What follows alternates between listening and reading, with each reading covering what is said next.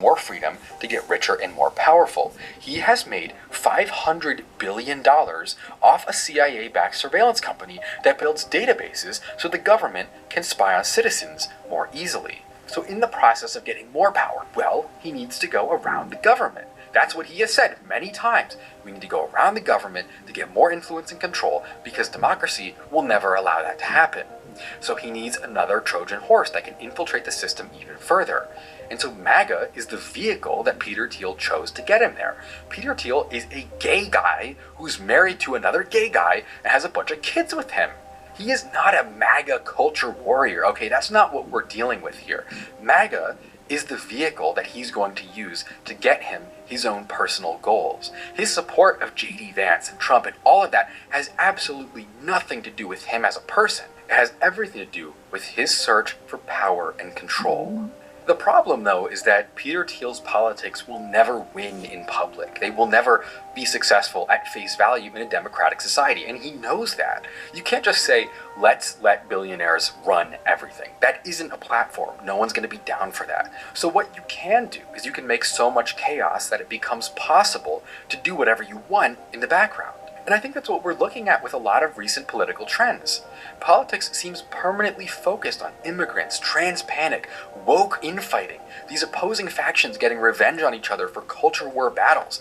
All this stuff that's ultimately meaningless. It has no end, no beginning, it's vague and directionless, it's just a permanent culture war where we don't even remember why we're fighting anymore. At one point, J.D. Vance was even caught lying about Haitian immigrants in Ohio eating cats and killing children, but ended up openly admitting he made the story up completely while trying to play it off like he was doing it for some non-existent greater good. And it feels like we're so caught in this that we pay no attention to the slow destruction of the most fundamental aspects of American society.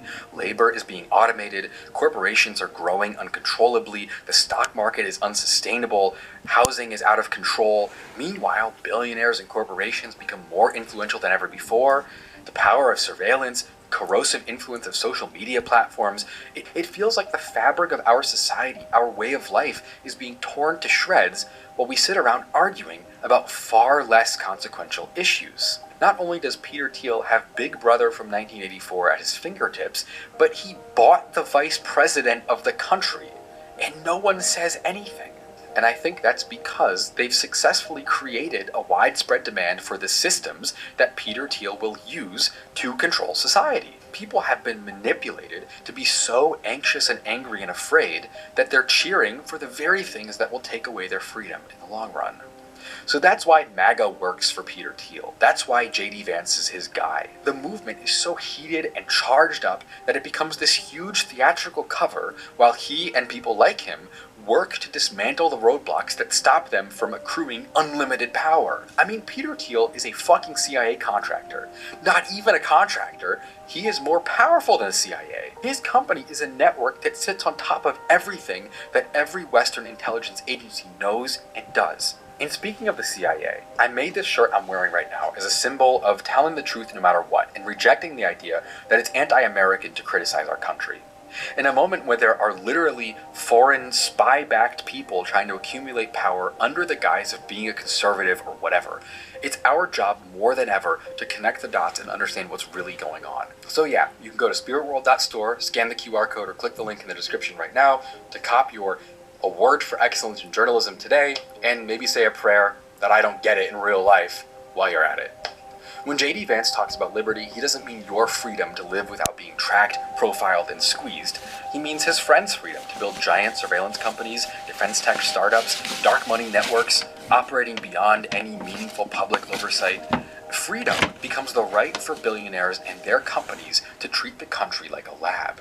Liberty becomes the right to push through whatever policies are good for their portfolios, no matter how many people get chewed up in the process. I'm not here to say that some of MAGA's concerns aren't valid. I'm not an establishment Democrat who wants to go have tea and crumpets and laugh about the languishing lower class, but it is the simple truth that the current Republican movement is in many ways being quietly used as a tool for billionaire oligarchs to increase their influence and fortunes, enabled by and at the expense of a group of people who they've convinced to be in a battle with an imaginary enemy. I'm not even saying that this is all some Peter Thiel plan and conspiracy. He didn't build MAGA. He doesn't own it. What I'm saying is that him and people like him are massively benefiting from the fact that MAGA is becoming a movement that manufactures consent for life to get worse, for less liberty and freedom, for a lower quality of life for 99.9% of people. It is ultimately a desecration of humanity. And that's why J.D. Vance, who we've probably almost forgotten about by now, is the ultimate figurehead for the future of Peter Thiel's vision. All of these guys are freaks. Peter Thiel grows up in a Nazi outpost in a desert in Africa. He transfuses little boys' blood in his veins. He throws his boyfriends off balconies after they disagree with him. He's not going to be president. It's definitely not going to be Larry Ellison. He'd rather stay on the massive private island he owns in the middle of the ocean and vacation in Israel. It's not going to be Jeff Bezos. He's busy bogging out his wife or something. But J.D. Vance is spotless. He has the perfect backstory for any political platform. He's one of us. Always was and always will be. But in reality, the facade is wearing pretty thin.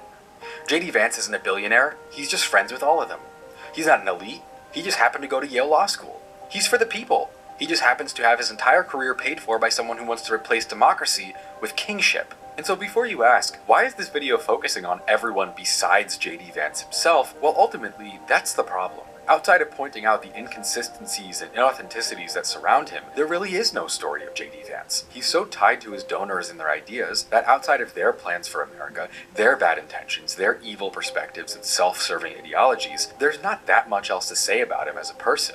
And so I think in a way, he just kind of ends up becoming this dark manifestation of everything that we fear about the world of politics. J.D. Vance has gone so far into playing the character that he claims to be, that in the end, he just puts the theater, the corruption, and the greed on full display. It goes deeper than him being a never-Trumper for years, and then later coming around once he wanted to be a politician.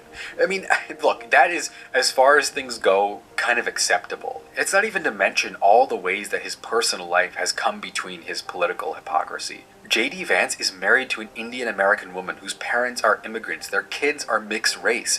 They gave them Indian names. He's part of her Indian family, and his wife is a devout Hindu.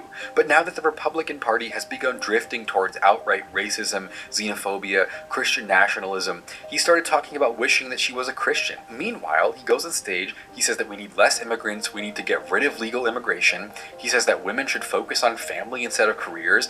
Meanwhile, his wife has a high-powered career in law. I mean, he's a total cosplayer. He's a LARPer. Even his religious faith has become a subject of hypocrisy. After being an atheist for his entire adult life, he converted to Catholicism in 2019. But since then, he's proceeded to do nothing but use Catholic teachings as a weapon for his political platform. It got to the point where both sitting popes during his political career, Francis and Leo, have gone out and all but outwardly disavowed what J.D. Vance was saying about Catholicism. Well, the holidays have come.